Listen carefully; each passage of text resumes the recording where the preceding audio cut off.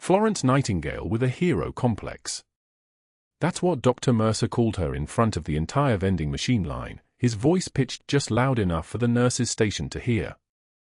He didn't know he was standing 3 feet from a woman who'd evacuated 12 wounded soldiers under fire. He didn't know the quiet competence in her hands came from 8 years of field medicine in Raleigh, where the difference between living and dying was often decided in the 30 seconds before a medevac could land.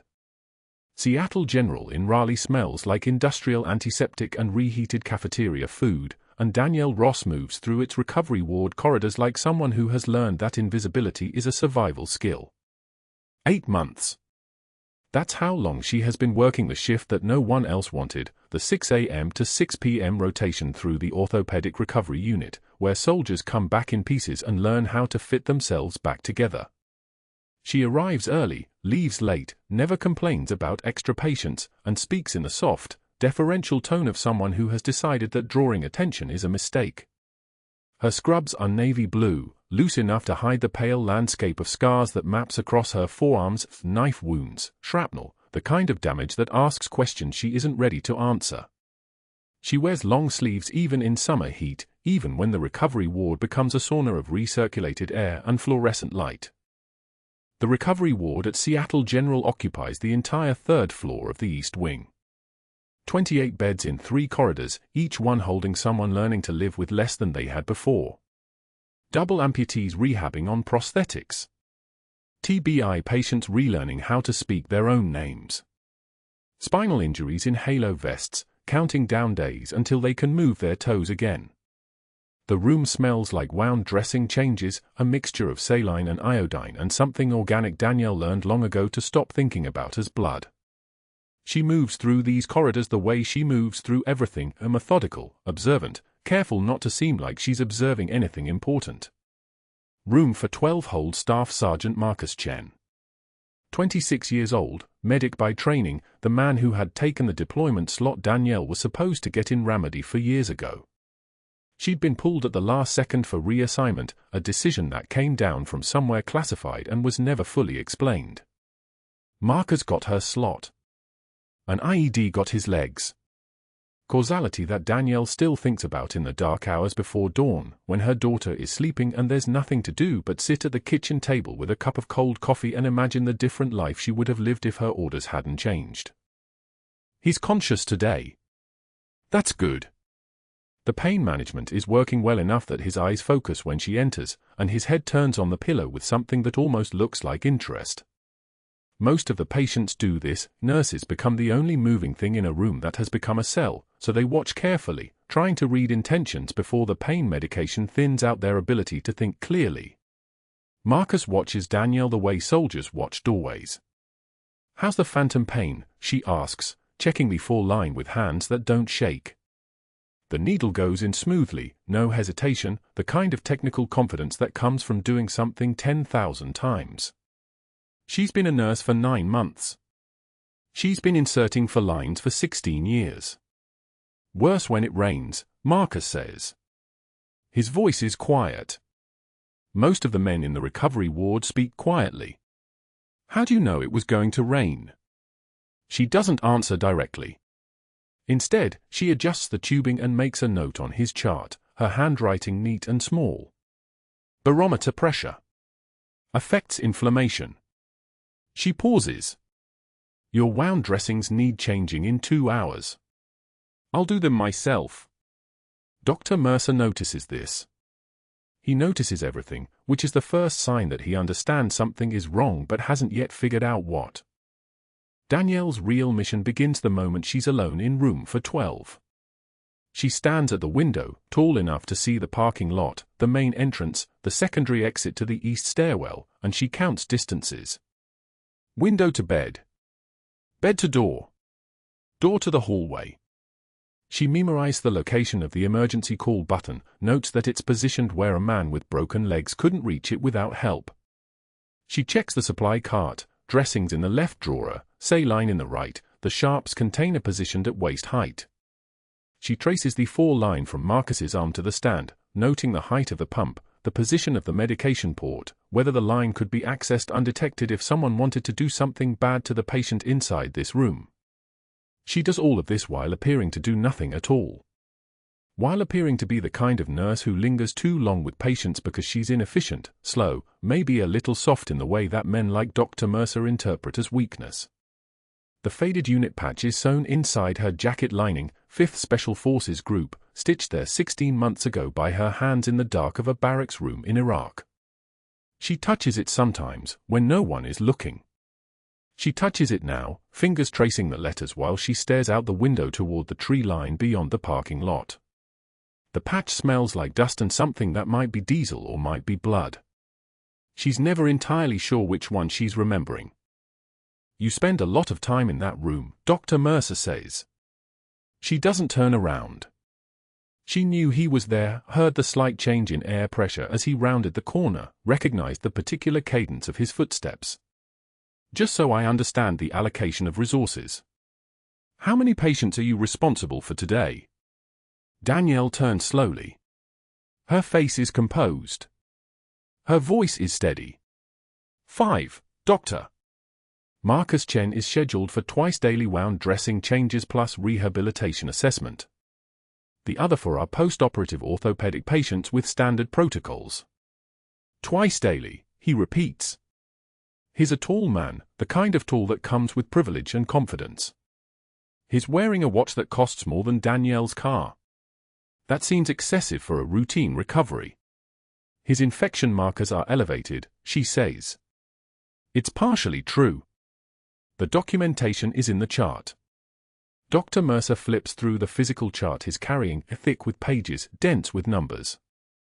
His eyes are calculating something. Danielle watches him think, which is dangerous, which is why she's here. There's a connection between this man and a surgical supply theft operation targeting veteran patients. 47 incidents documented. Equipment going missing from surgical inventory. High-grade prosthetic components vanishing from starkrooms. Billing for services never rendered. The Pentagon knows about it. The Defense Criminal Investigative Service knows about it. Danielle knows about it because she spent for years learning to notice the things that most people miss. What she doesn't know yet is whether Marcus Chen is part of the theft operation or whether his leverage. Whether Dr. Mercer is using him as a way to move stolen equipment through the hospital system, or whether the attention to Marcus's care has triggered something else entirely. That's what the twice-daily visits are for. That's what the surveillance training is for. That's what the special ops background is for. She's here to watch, not to be watched. But Dr. Mercer is starting to watch back, and that's the problem. "I'll be keeping a closer eye on resource allocation going forward," he says. His smile is thin. "We have to be careful about patterns that suggest inefficiency. Or perhaps something else." Danielle meets his gaze. She doesn't blink. She doesn't shift her weight. She stands with her shoulders relaxed and her hands visible, the posture of someone with nothing to hide and no reason to be afraid. The posture of a nurse who's accepted her place in a hospital hierarchy. The posture of someone who's learned that the best way to stay invisible is to appear completely ordinary. "Of course, Doctor," she says. "Whatever serves the patients best." He nods. He turns away. As he walks down the corridor, the rubber soles of his shoes squeaking slightly against the polished hospital floor, Danielle feels something shift in her chest. Not fear. The trembling isn't fear. It's the precise, controlled activation of systems that have been dormant for 8 months. It's the moment when a nurse remembers that she was trained for this. That she survived this. That she understands exactly what kind of danger lives in a hospital where money moves in larger quantities than blood. She returns to room for 12. Marcus is watching her from the bed. "Everything okay?" he asks. "Fine," she says. She checks his vitals. BP 118/72. Heart rate 64. O2 saturation 98%. All normal. All stable. All the signs of a man who's healing well, who doesn't know he's the center of an investigation he was never supposed to know existed. Just routine. But that wasn't the routine part at all. The real mission is about to become dangerous, and Danielle has already accepted this. She's already decided what she's willing to risk. She's already touching the unit patch sewn inside her jacket lining, and remembering why she's here, and preparing herself for the escalation that comes when powerful men realize they're being watched by someone they assumed was beneath their notice. Thursday morning, 7:36 a.m., and the fluorescent lights of Seattle General's fourth-floor corridor hum their flat, clinical song as Dr. Mercer stops the entire Grand Rounds team outside room for 12. Danielle is adjusting Marcus Chen's full line, hand steady, movements precise, when she hears the voice, pitched loud enough for patients 3 doors down to register concern. "Let's discuss poor resource allocation," Mercer announces, not entering the room, not even looking at Marcus. Looking at her. 20 medical professionals cluster in the hallway, residents with their tablets, nurses with their med carts, an attending physician who suddenly becomes very interested in her own clipboard. Nurse Ross here spends 40 minutes per shift with this single patient. 40 minutes that could serve for, maybe 5 others. This is why we have protocols, people. Protocols exist to prevent exactly this kind of inefficiency. Danielle finishes adjusting before drip. The line is running clear. Marcus's oxygen saturation reads 96 on room air. She doesn't turn around. Not yet. She counts her breaths, in through the nose, out through the mouth, the way they taught her at Walter Reed when they taught her to stay invisible in plain sight. Perhaps, Danielle says, her voice even, controlled, the voice of a nurse who has learned to make herself small, we should review the actual chart data and compare patient outcomes. She turns then, slowly, meeting Mercer's eyes. The numbers might be instructive. The hallway goes quiet. You can hear the ventilator in room 409 2 doors down, can hear the 4 pumps soft mechanical beeping, can hear the squeak of a stretcher wheel someone's rolling past the elevators. Mercer's smile spreads across his face like a stain, and he laughs, sharp, cutting, the laugh of a man who has never been questioned by someone wearing scrubs. Chart data, he repeats, addressing the residents, not her. Of course. Because numbers on a page matter more than efficiency protocols. That's the kind of thinking that tanks a hospital's margins. He turns away, already discussing the next patient, the next teaching moment, and the residents file past her like water around a stone. Nobody makes eye contact. Nobody ever does. Danielle returns to Marcus's room. She checks his bandages, clean, no signs of infection, and she can feel the weight of Dr. Mercer's words settling into the room like dust. Marcus is watching her with eyes that have seen the inside of a military hospital before, eyes that understand something about surveillance and being studied. He doesn't say anything. Neither does she. By Friday afternoon, the vending machines outside the break room have become a proving ground. Danielle pushes a dollar bill into the slot for coffee she doesn't particularly want, just needing an excuse to exist in neutral space for 30 seconds. Dr. Mercer appears like he was waiting, like maybe he was, his white coat pristine, his hands carrying a file folder that probably contains her name written at the top in bold letters. Florence Nightingale with a hero complex, he says, loud enough for the residents clustered by the coffee station to hear, not loud enough to technically constitute a scene, but loud enough that everyone is pretending very hard not to listen. That's what you are, Ross. You think spending extra time holding hands with patients makes you special? Makes you noble? He steps closer, his presence like a pressure system moving in, like the air has weight. It makes you inefficient. It makes you a liability. She stares at him. Not through him, at him. Cold. Flat. Her coffee drops into the bin below the machine with a mechanical thunk. She doesn't reach for it. She doesn't reach for anything. She simply waits, her jaw set, her shoulders positioned in a way that suggests she has held far heavier things than his contempt. His smirk spreads. He's enjoying this, the public nature of it, the witnesses. He's enjoying watching her try to maintain professionalism in the face of his derision. He's enjoying feeling powerful. She lets the silence stretch until it becomes a physical thing, until the residents stop pretending to work and actually stare, until even Mercer's expression begins to fracture at the edges. Then she speaks, her voice dropping to something lower, something that sounds like a scalpel being drawn across a stone. Strange how the patients you spend the least time with generate the most billable hours, doctor. The vending machine hums. Nothing else moves.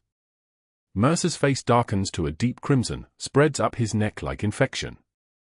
She turns away, slowly, deliberately, not in retreat but in dismissal, and walks back down the hallway toward the medication room. Her hands are steady.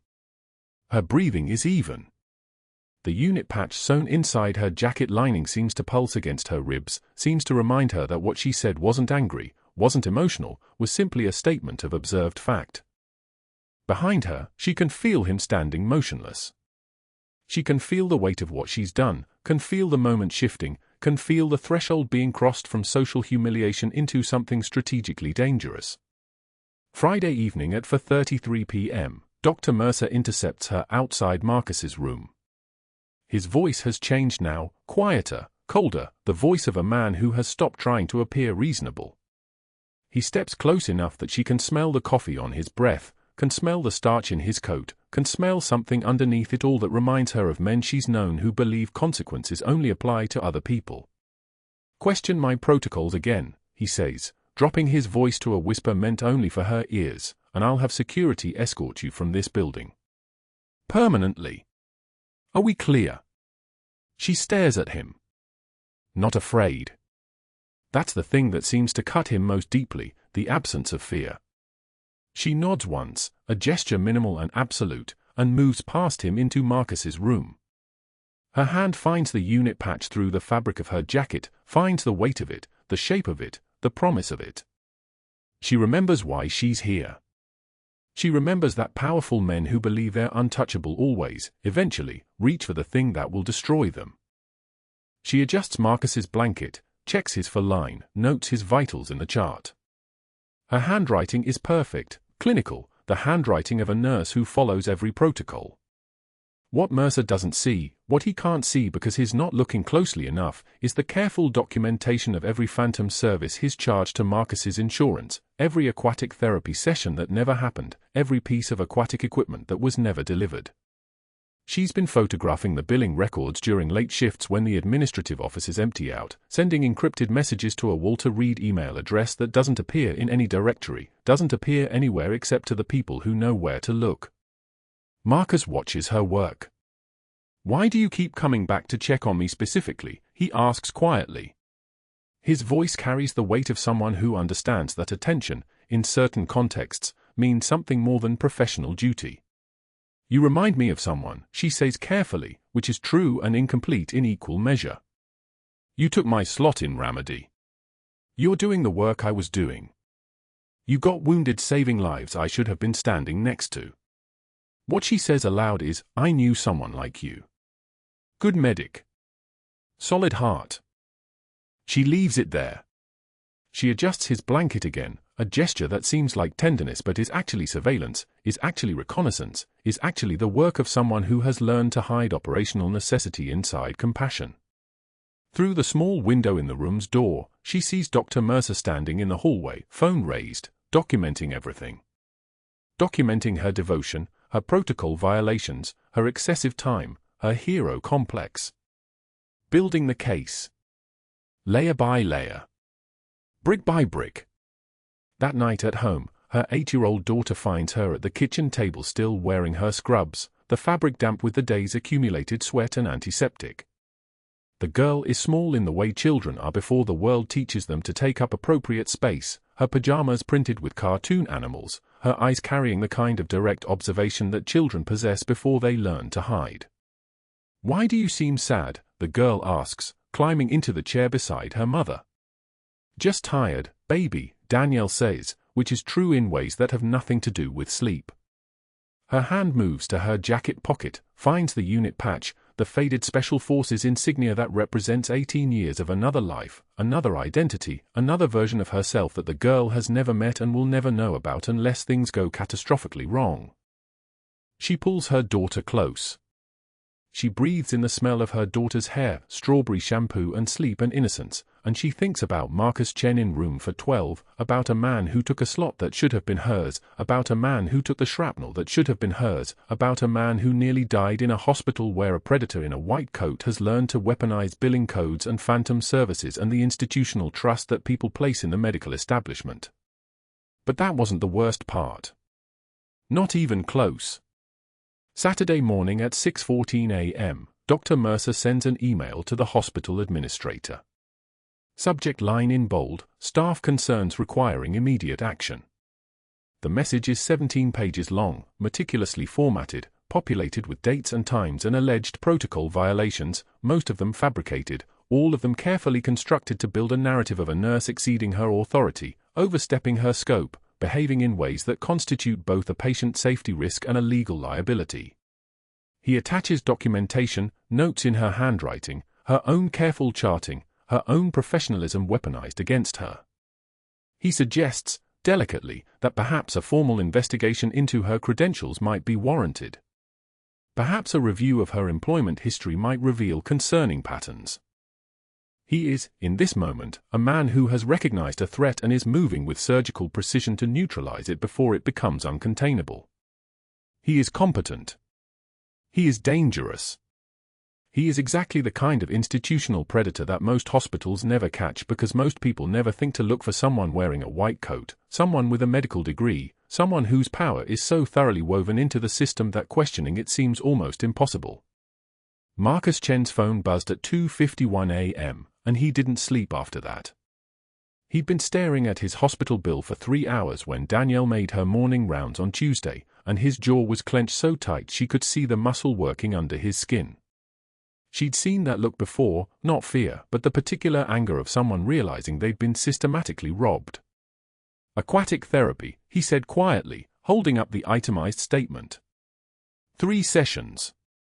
$2,200 total. Danielle kept her voice level. Professional. The mask still fit perfectly. Did you receive those sessions? Never set foot in a pool. They got me in a wheelchair doing ROM exercises in the PT wing. His eyes tracked hers. And look at this line, Advanced Rehabilitation Equipment Rental. Motorized transfer system. I use manual transfers. Always have. She didn't flinch. She'd suspected this, but hearing it confirmed crystallized something cold and definite in her chest. The fraud wasn't abstract anymore. It was concrete. Measurable. $17,000 in phantom services across Marcus's chart alone, billed to his insurance with documentation timestamps that didn't match patient care logs, the kind of discrepancies that would take months for insurance to audit, if they ever noticed at all. Keep that, she said. Don't lose it. She was already moving before she finished the sentence, her mind shifting into the operational space where emotion went to die and pattern recognition became everything. The supply room. The billing office was locked after hours, but the records she needed weren't just in computers, they were also printed, filed, stacked in cardboard boxes behind the billing supervisor's desk. She'd seen them twice. Requisition forms with Dr. Mercer's signature authorizing equipment purchases for patients who never received that equipment. Invoices from medical suppliers bearing timestamps that didn't match discharge dates. At 6:15 a.m., she was alone on the second floor. The night shift had just handed off, the day shift hadn't fully arrived, and there was a 17-minute window where the administrative offices were accessible but unmanned. She'd already counted the steps. Already mapped the security camera angles. The one in the east corridor had a blind spot 12 feet from the billing office door, an architectural mistake nobody had fixed in 4 years. Her hands moved with the precision of someone who'd done this before. Hands that had photographed classified documents in a Kandahar safe house. Hands that had palmed a USB drive containing the GPS coordinates of a weapons cache near Jalabad. She photographed each page, the requisition forms, the supplier invoices, the billing code reconciliation showing Dr. Mercer's pattern of authorizing treatments that never occurred, equipment that never shipped, procedures that existed only on paper and in billing databases. The camera on her phone was good. Medical-grade document photography mode. each image sharp enough to stand up in court. She worked without hurrying. Rushing was how people made mistakes, and her hands were steady as a surgical laser, framing each document, each signature, each timestamp that didn't align with the actual care Marcus Chen received. The evidence accumulated in her phone's encrypted folder, 47 photographs over 9 minutes. Equipment rental charges for monitors Marcus never used. Specialist consultation fees for physicians who never examined him. Infusion therapy codes for medications never administered. $2.3 million. That's what the pattern suggested when she extrapolated across all of Dr. Mercer's patient assignments. Across the 3 years his billing codes had been flagged as statistical outliers by an insurance analytics system that nobody read because nobody was looking. But nobody was looking because nobody suspected a physician with Dr. Mercer's credentials, his pedigree, his carefully maintained reputation as a tireless advocate for veteran care. By 6:32 a.m., she was back on the unit. The photographs were secure. The evidence was real.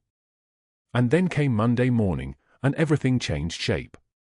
The reassignment memo was in her email before 8 a.m. Dr. Mercer's signature digital and official. Patient care continuity requires strategic assignment restructuring.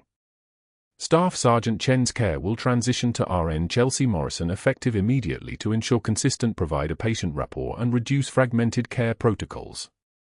Danielle read it 3 times, and each time the message underneath the words became clearer. I know you're watching. I know you're gathering information. You're off his case. You're cut off. She didn't react. Didn't call. Didn't send a reply or email with some righteous objection that would create a paper trail of her knowing too much.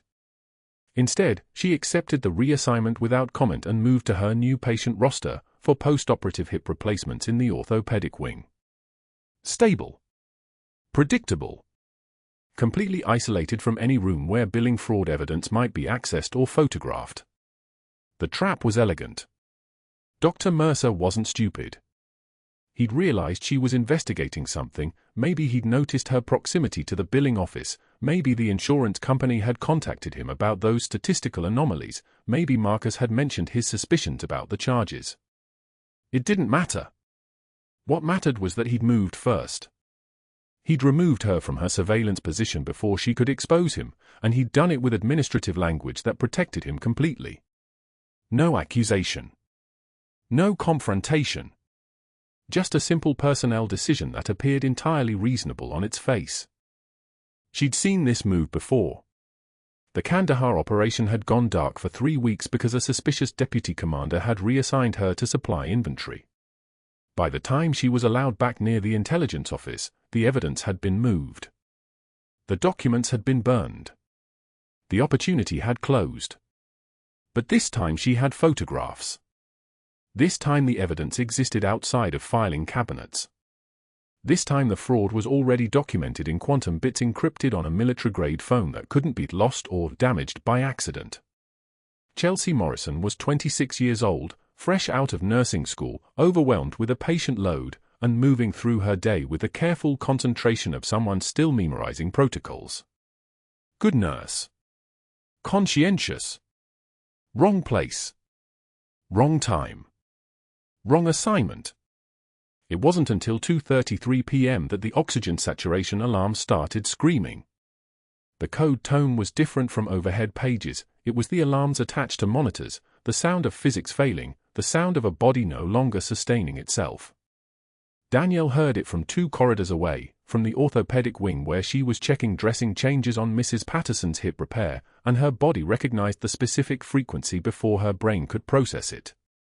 Room for 12. Marcus's room. She was moving before she thought about moving.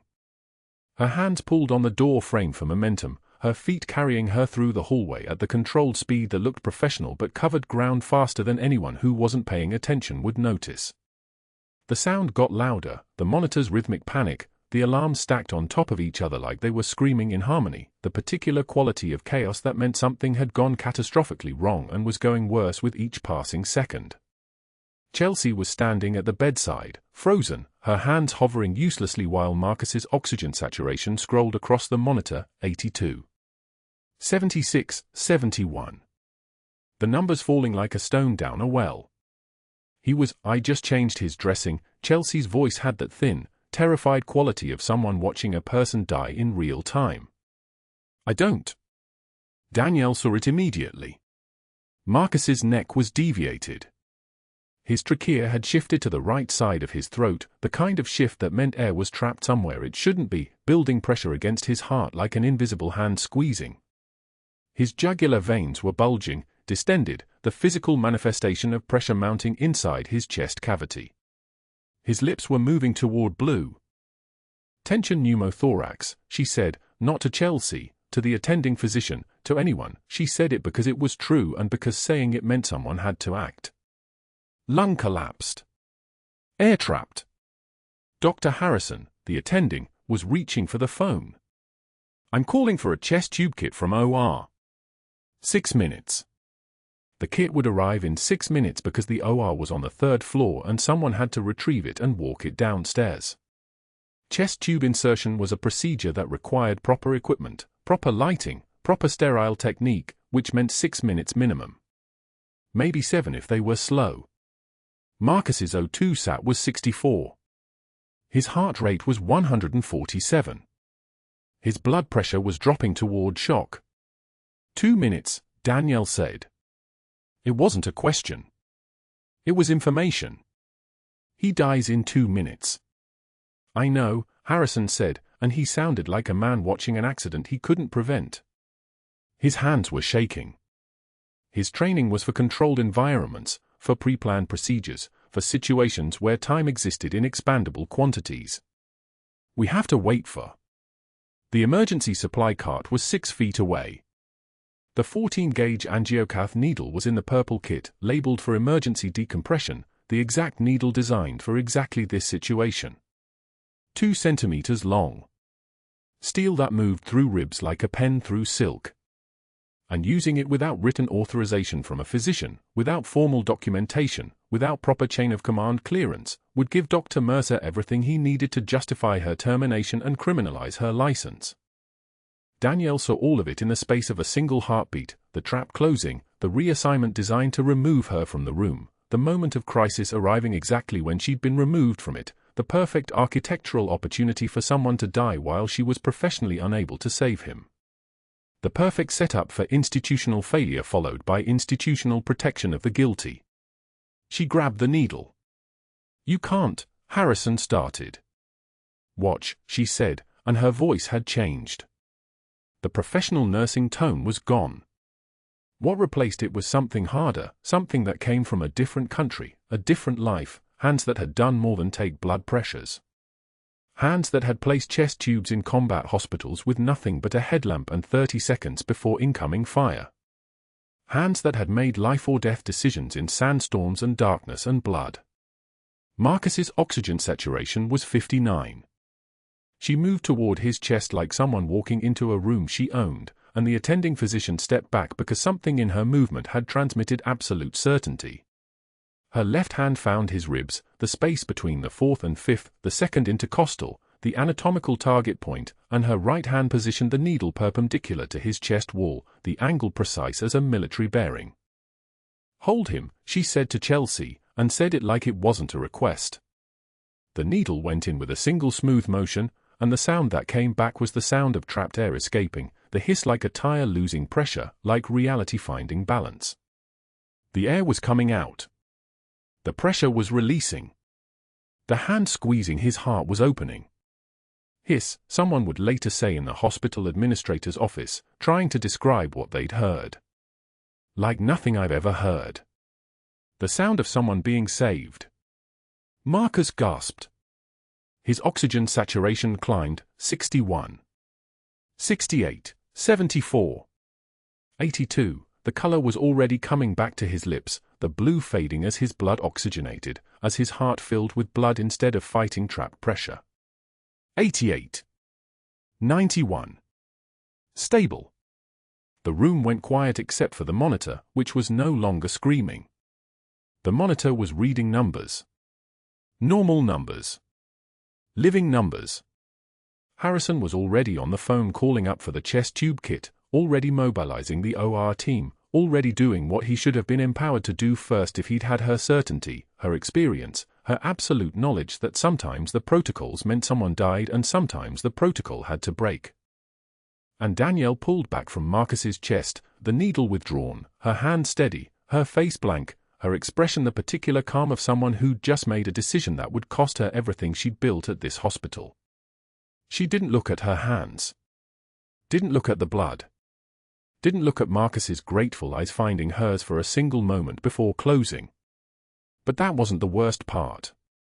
The worst part was that she'd already heard footsteps in the corridor, already heard the particular cadence of Dr. Mercer walking toward this room, already understood that he'd been monitoring the code tone just like everyone else, that he was about to walk through that door and see exactly what he needed to see to destroy her completely. The footsteps stopped at the doorway.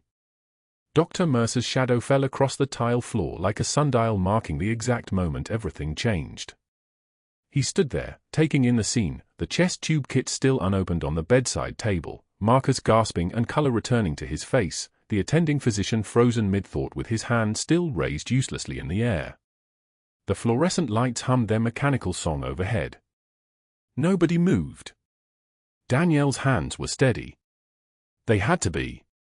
She'd already counted the ribs. She'd already found the second intercostal space. She'd already felt the give of skin and muscle and pleura as the 14-gauge needle slid through, the angle exactly 90 degrees, the approach textbook perfect even though there was no textbook for this moment, no protocol that covered what she'd just done. 40 seconds. That's all it took. The hiss of escaping air had been immediate, a sound like pressure releasing from a tire, like the atmosphere itself gasping in relief. Marcus's oxygen saturation had climbed from 68 to 88 in the time it took to count the ribs again, double-checking her work, her mind moving like she was underwater and time was honey. Now the attending physician was staring at her. Other nurses were arriving with equipment they no longer needed emergently.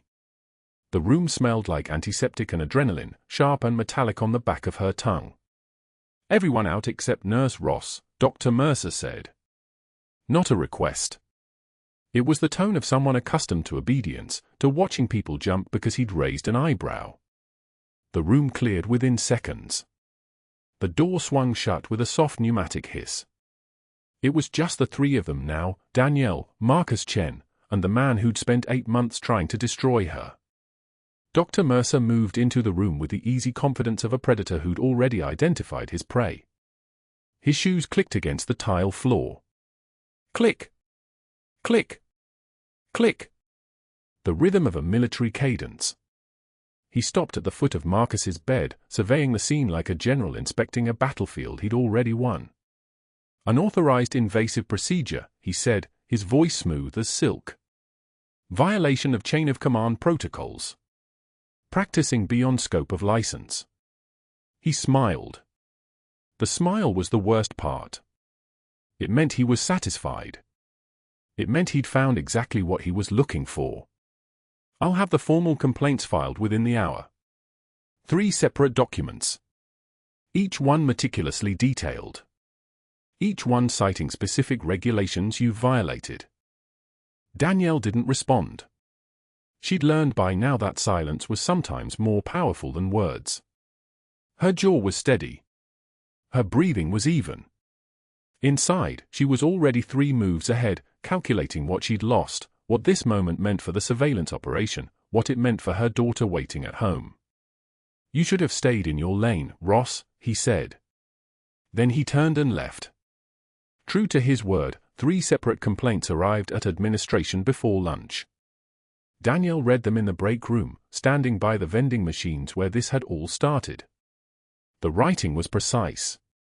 The citations were accurate. A man with real power had put real thought into her destruction. Each complaint built on the others like a structure designed to collapse inward, burying her under the weight of her own decisions. By 2 in the afternoon, she was called to the administrative office. The human resources director, a woman named Patricia who'd never spoken to her before, handed her a formal suspension notice on hospital letterhead. 5 days pending investigation. An obscure Joint Commission regulation that Mercer had weaponized perfectly. Danielle took the document with both hands. She read every word. She understood every implication. Then Dr. Mercer entered the office, and he took her badge. He reached across the desk, his fingers closing around the laminate card like it was a chess piece he was removing from the board. His smile never wavered. "You should have walked away," he said softly. "When I gave you the chance." She thought about her mission. She thought about the Walter Reed investigation. She thought about the $2.3 million in phantom rehabilitation services still moving through the hospital's billing system. She thought about the veteran patient still being exploited. Without her badge, she couldn't monitor the records. Without access, the operation was compromised. Mercer had played the perfect endgame. He'd forced her to save a life, which meant breaking protocol. And breaking protocol meant removing her from the hospital before she could finish the job. That evening, Danielle sat at her kitchen table in scrubs that still smelled like hospital antiseptic and fear. Her daughter was asleep upstairs. The house was quiet in that way that houses are quiet when something fundamental has shifted. She laid out the faded Special Forces unit patch that she'd kept hidden inside her jacket lining for 8 months, the only piece of her real identity she allowed herself to carry, the thread connecting her to who she'd been before this cover, before this lie, before everything became complicated. The patch was small, worn almost translucent at the edges. The gold threading was tarnished. It had survived 8 years of combat operations and 8 months of pretending to be someone less dangerous than she was. She stared at it for a long time. Rain hammered the windows like applause for a performance nobody had asked her to give. Her daughter's voice came from the hallway, "Mommy, why are you home early?" Danielle folded the patch carefully. "Just needed a day, sweetheart." She didn't explain about the suspension. She didn't explain about Mercer. She didn't explain that everything she'd worked for was falling apart. Instead, she did what she'd done 1,000 times before. She threaded her needle, found her jacket, and sewed the patch back into the lining where nobody would ever see it. The stitches were small and precise, military tight. Even if she'd blown her cover. Even if the mission was finished. Even if she lost her job tomorrow, she wouldn't give up who she really was. 3 days later, at 6 in the morning, a text arrived on her personal phone.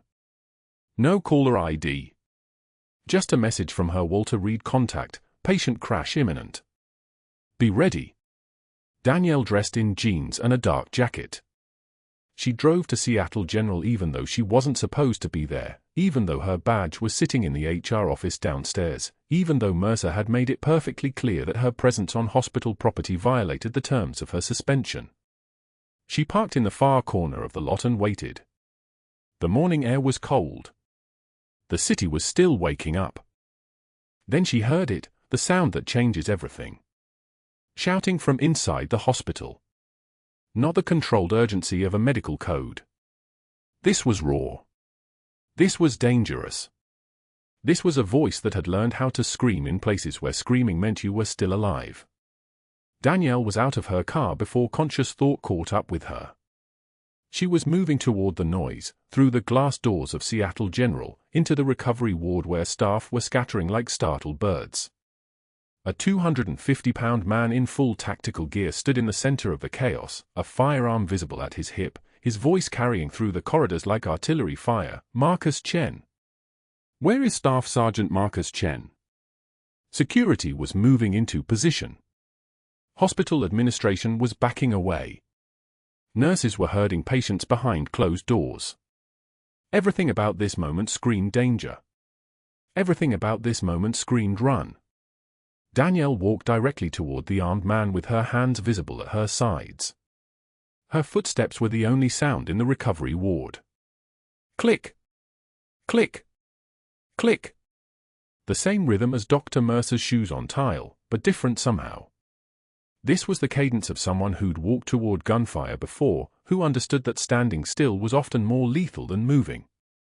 She recognized the man's gait, the stiff back, the controlled movement pattern of someone whose spine had been fused after an IED strike in Mosul. She'd seen that gait before. She'd trained with men who moved that way. She got within 10 feet of him and stopped. Marcus Chen, awake in his bed across the room, saw her. His eyes widened. And then he whispered one word that cut through the chaos like a blade: Reaper. The armed man froze, staring at Danielle like he'd seen a ghost. Like he'd seen something that wasn't supposed to exist outside of classified briefings and closed-door operations. His hand moved away from his weapon. A Marine colonel who'd been visiting another patient stepped forward. His uniform was dress blues, his bearing was command presence, his eyes were tracking every exit in the room. He pulled a citation from his briefcase, the kind of document that changes people's lives in seconds, and began reading in a voice that carried through the silent ward. Captain Danielle Ross, United States Army Special Forces. Silver Star for extraordinary heroism in combat operations, Ramadi, Iraq. For evacuating 12 wounded soldiers under enemy fire while sustaining severe injuries to her right arm and both legs. The word captain hung in the air like a bell that had just been struck. Staff members' jaws dropped. Dr. Mercer shoved through the crowd, his face red, his voice rising. I don't care who she was, she assaulted a patient, she's suspended, I want arrests, I want. The doors to the recovery ward opened. A 2-star general entered, his uniform immaculate, his presence transforming the room into something that felt less like a hospital and more like a command center. He walked directly to Danielle, and when he did, he saw her forearms where her sleeves had pushed up, the scars. The one she'd kept covered for 8 months. The ones that told the story of IED shrapnel and combat medicine and decisions made in seconds when seconds were all you had. He saluted. Captain Ross has been operating under orders from Walter Reed Medical Center Investigative Division, the general said. His voice was calm. His voice was authority. Her assignment was to monitor this facility's billing practices and protect wounded veterans from fraud. The general turned to Dr. Mercer. You've been under investigation for 7 months. Captain Ross was placed here specifically to build the case against you. And she succeeded. Security footage from the ward was already uploading to social media. Danielle could hear the electronic sounds, notification pings, video uploads progressing, the digital cascade of information spreading across networks faster than anyone could stop it. In that footage, preserved in 4K resolution, was Dr. Mercer berating a decorated combat officer. His sneer. His arrogance. His absolute certainty that he'd won. All of it recorded and broadcasting as the moment she'd saved a patient's life 48 hours earlier played on repeat beneath it. The room had gone completely silent. The kind of silence that comes when the world recalibrates itself around new information. The silence lasted exactly 3 seconds. Then Dr. Mercer's footsteps echoed down the corridor, crisp, deliberate, the gait of a man who still believed he controlled everything. He rounded the corner near the nurses' station where Danielle had just finished charting, her badge still clipped to her scrubs, and his smile arrived before he did. The kind of smile that had practiced cruelty in medical school mirrors for 30 years. Captain Ross, he said, though he meant it as *Nurse Ross*, the emphasis flattened any rank. He held a sealed envelope like it was a warrant. Joint Commission Regulation 7.4.2 requires a 5-day suspension pending investigation for protocol violations of this magnitude. Your badge, effective immediately.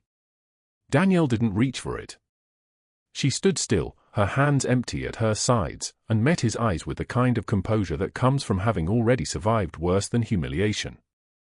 This was the moment he'd been orchestrating since the vending machines, since the Grand Rounds mockery, since she'd threatened to expose him. This was his victory lap. He extended the envelope again, voice dropping to something almost tender, almost kind, which made it worse. You should have stayed in your lane, he said. Just a nurse. That's all you needed to be. She took the envelope without a word. Didn't argue. Didn't flinch. Didn't give him the satisfaction of seeing anger or fear. Her silence was a wall, and it infuriated him more than any response could have. He'd prepared speeches for this moment, defenses he'd never need to use, because she simply turned and walked toward the exit, leaving him standing in the hallway with his rehearsed cruelty dissolving like smoke. That evening, in the kitchen of her apartment, Danielle sat at the table in her still damp scrubs, the envelope unopened beside her water glass. Her 8-year-old was at her mother's house, a sleepover planned 2 weeks ago, a mercy she didn't fully understand was coming. The kitchen was quiet except for the refrigerator's mechanical hum and the rain hammering the windows with the kind of persistence that made her think of incoming fire. She opened her jacket lining where the thread had begun to fray, and there it was, the faded Special Forces unit patch, colors bleeding into each other like old watercolors, the only physical proof that Captain Danielle Ross had ever existed at all. She'd stitched it there 8 months ago before walking into Seattle General as someone else entirely, and her fingers traced the embroidered edges now, tracing the person she'd buried to do a job no one would ever know about. The tears came without permission, without drama. They were the kind of tears that soldiers cry when they think no one is watching, not from fear or despair, but from the exhaustion of holding it all together, from knowing that the person her daughter was growing up seeing every morning was someone her daughter's mother would have to destroy. She pressed her forehead against the jacket's lining, breathing in the smell of old canvas and gun oil, and for the first time in 8 months, she let herself feel how much it had cost to be invisible. 3 days later, at 2:19 in the afternoon, everything fractured. The recovery ward erupted into motion the way hospitals do when something catastrophic arrives, but this wasn't a medical emergency. This was a 250-pound man in tactical gear with a holstered sidearm, screaming Marcus Chen's name like it was a prayer and a weapon combined. Security scattered. Nurses backed into rooms and locked doors. An attending physician froze mid-sentence, pen suspended over a chart.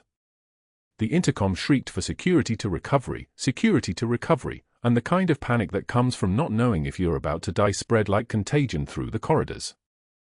Danielle was in the stairwell when she heard the commotion. She didn't deliberate. Didn't call anyone. Didn't wait for instructions that would tell her to evacuate like everyone else. She climbed the stairs 2 at a time, muscle memory taking over, the same instincts that had gotten her team out of Raleigh alive. The same composure that had held 12 wounded soldiers together under fire. When she pushed through the recovery ward doors, everyone else was moving away from the armed man, creating space, creating distance. She moved directly toward him. He was facing Marcus's bed, weapon still holstered but his body language explosive with potential violence, shoulders tense like loaded springs. Danielle recognized something in the way he stood, the left side stiff, spine fused, the aftermath of an hit strike. Muscle. She'd seen that gait before in other soldiers who'd been hit by explosively formed penetrators, the body learning to compensate for bones that didn't move the way they used to. She raised her hands, palms visible, and stepped into his field of vision slow enough that he wouldn't interpret the movement as a threat. "Easy," she said. Only one word. Her voice had dropped an octave from what anyone on this ward had ever heard. He turned toward her, and for a moment his weapon hand twitched, not toward his holster, but like he was reaching for something that wasn't there. His eyes were the color of burnt coffee, and they tracked across her face like he was searching for something he thought he'd lost. From the bed, Marcus Chen's voice cut through the chaos. A single word, whispered but clear enough to stop time. "Reaper." The armed man went rigid. His eyes widened. He stared at Danielle like she'd just materialized out of a ghost story, like seeing her had rewritten something fundamental in his reality. His hand dropped to his side. The weapon stayed holstered. "You're alive," he breathed. Before Danielle could respond, a Marine colonel in dress blues stepped forward from the back of the room, the one who'd been visiting another patient when everything went sideways. He moved with the deliberate precision of someone who'd spent 40 years inside military hierarchies, and he pulled a folded document from his briefcase with the solemnity of someone handling classified orders. He began reading, his voice filling the recovery ward with a kind of official gravity that made security officers straighten and nurses emerge from their hiding places. Captain Danielle Marie Ross, Silver Star recipient, decorated for extraordinary heroism in direct combat operations. Citation reads, "For gallantry in action on November 14th, in the Raleigh district, while serving with the 3rd Battalion, 5th Marines. Captain Ross, while exposed to intense enemy fire, coordinated the evacuation of 12 wounded soldiers, providing emergency medical treatment to 4 personnel during extraction while under sustained fire. Her leadership and courage under fire resulted in 0 combat fatalities. Her actions reflected tremendous credit upon herself and the Marine Corps. Dr. Mercer shoved through the crowd from the back of the ward, his face the color of old meat, his voice sharp with the panic of a man watching his entire operation collapse in real time. This is insane. She violated protocol. She practiced beyond her scope. I want her arrested. I want all of you arrested. This is... A two-star general stepped through the recovery ward doors like he'd been waiting for exactly this moment. His uniform was pressed like a knife blade, and when he saw Danielle, he saluted, not a casual gesture, but a full military salute, fist to chest, the kind reserved for superior officers. Then he stepped to her and gently rolled up her right sleeve. There, along her inner forearm, were the scars, thin white lines that told stories of IED fragments and field surgery performed without anesthesia, marks that had been hidden under long sleeves for 8 months while she worked as just a nurse star. Captain Ross has been operating under direct authority of Walter Reed's investigative division, the general said, his voice carrying the weight of institutional power that made Dr. Mercer's bullying seem like a child's tantrum. Her assignment to this facility was classified. Her actions, all of them, were sanctioned and necessary. She saved Staff Sergeant Chen's life 3 days ago using emergency protocols that her commanding officers had authorized her to employ under crisis conditions. The silence that followed wasn't the shocked silence of the grand rounds anymore. This was the silence of a man watching the foundation of his entire existence crumble, watching the carefully constructed hierarchy that had protected him reveal itself as tissue paper. Dr. Mercer's mouth opened and closed like a fish in a tank. He turned to leave, but the general's next word stopped him cold. Dr. Mercer, your hospital privileges are suspended effective immediately pending federal investigation into $2.3 million in fraudulent billing involving phantom rehabilitation services. We have documentation of 73 falsified patient charts, surgical supply theft, and kickback arrangements with medical equipment vendors. You're not under arrest yet, but that's because the U.S. Attorney's Office wanted to handle this with proper administrative process. That kindness expires in approximately 4 hours. The breathing in the room changed. Everyone could feel it now, the shift in power, the reversal of every threat Mercer had made, the exposure of his contempt for someone who'd actually been protecting something far larger than his fragile ego. But that wasn't the killing blow. That came hours later, after the news crews had arrived, after the story had begun trending across social media as Dr. Mock's war hero nurse after Seattle General's emergency board session had become a public spectacle. The killing blow came from someone unexpected. Dr. Raymond Chen, no relation to Marcus, but a retired Army surgeon who'd spent 30 years training medics at Walter Reed, had seen the viral video.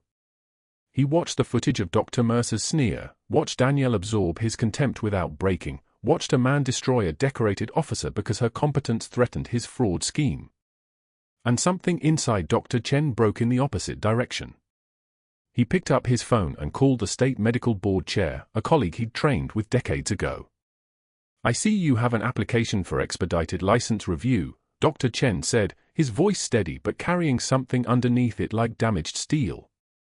That man was my student. I taught him medicine. I didn't teach him cruelty. I formally disown him and demand immediate investigation. Every protocol violation, every decision he made that harmed a patient, I'm willing to testify. Because I trained him better than this. And I can't live with that failure. The investigation accelerated. The board fast-tracked everything. By morning, Dr. Mercer's attorney had stopped returning calls because there was nothing left to negotiate. 17 defrauded patients, all veterans, had come forward.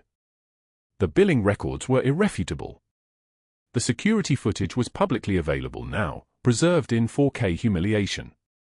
And there was no moving past a retired Army surgeon personally disowning a former student on record. What happened next didn't just end a career. It rewrote what institutions could tolerate, what power structures could protect, what the price of cruelty actually was when someone with authority decided it was time to collect. 6 months later, someone spotted Dr. Mercer delivering adult diapers from a medical supply van to a nursing home in Henderson. His medical license was suspended indefinitely pending permanent revocation. His consulting business was liquidated. His reputation was a cautionary tale that medical schools now used in ethics classes, the story of a man who believed his credentials protected him from consequences, right up until they didn't. But the real reckoning came at the Pentagon, in a ceremony where dress uniforms gleamed under fluorescent lights and the air carried the weight of institutional recognition.